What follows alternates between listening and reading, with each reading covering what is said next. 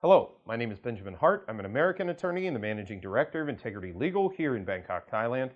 To preface the intro to this is a video on U.S. immigration. I have had some folks watching some of our videos on U.S. immigration lately that are looking for information on Thai immigration, and we are sort of a full-service law firm, but we do a lot of specialization in both American and Thai immigration matters coming into Thailand, going into the United States, oftentimes from Thailand, but also from greater Southeast Asia.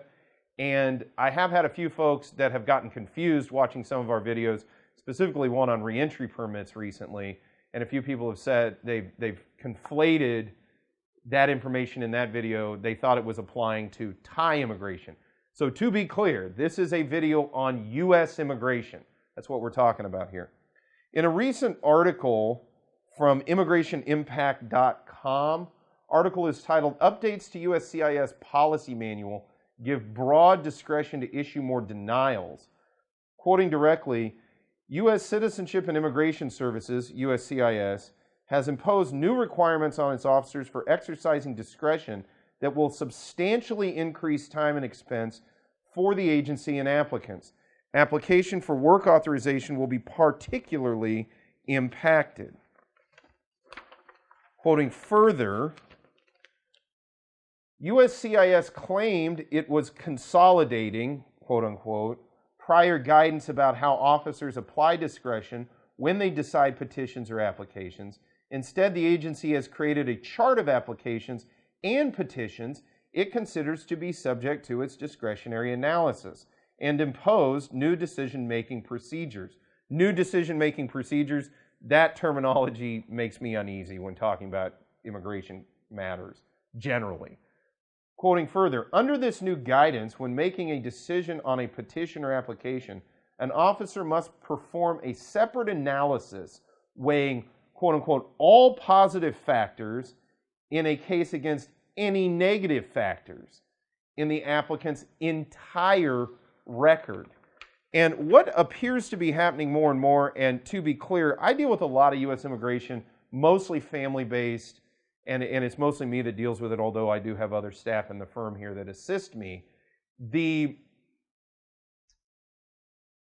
What we mostly deal with in U.S. immigration over here is a lot of family-based U.S. immigration, and these are family cases. You're getting a spouse into the United States, a fiance, things of that nature. We do deal with certain investor visas, particularly the E2, the EB5, but for the most part, we deal with a lot of family stuff out here.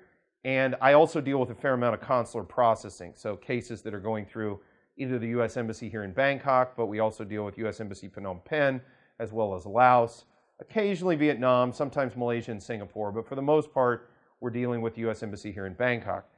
The thing to understand about this is anytime I hear all positive factors or any negative factors, that reminds me of Section 214B of the Immigration Nationality Act, which dictates that a consular officer over here, when they're looking at, for example, a non-immigrant visa, such as a tourist visa, they have to look at whether or not the person has strong ties to the United States and weak ties to their home country, or more particularly, vice versa, before they issue a visa.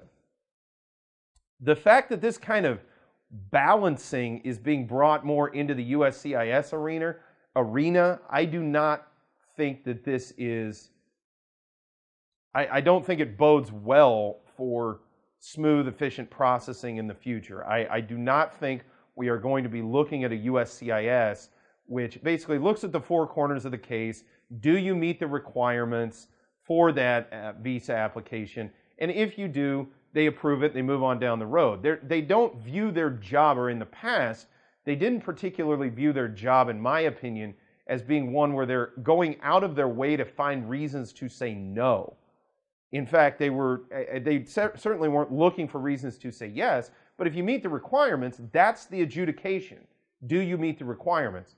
So again, I think it's very likely we could start seeing, we've already seen a number of RFEs, the percentage of RFEs, requests for evidence, have gone up. We're just seeing more of them. It's almost par for the course, I think, on certain cases, or I should say certain kind of archetypes of cases, certain fact patterns You're just seeing a lot of them.